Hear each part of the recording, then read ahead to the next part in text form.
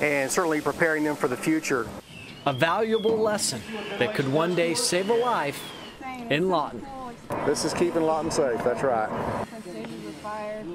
And joining me now is Curtis Booher, who coordinates training for firefighters across our state.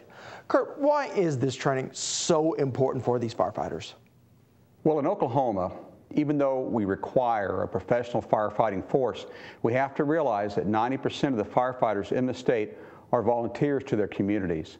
And so it's a real challenge to them to both have a full-time job and to be committed to their families and their community and still find time to be professional firefighters. And while this job is volunteer, in many ways it's become much more complex. Yes. What really brought that to everybody's mind was post 9/11, when we became more concerned about biohazards, about perhaps the potential for outside influences in our country and disasters and emergency response to that. It got to where people were thinking, how do we respond to this, and what additional skill sets do we need to bring into the fire service?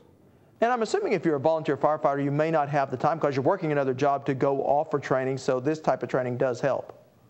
Yes, that's one thing that the tech centers have been able to do successfully in a lot of different areas, which is bring professional training into the community so that the person who already has a full-time job and community responsibilities doesn't have to travel hours or even days to seek out the training that's necessary to be a firefighter. Now, how many people has this helped, and how many communities?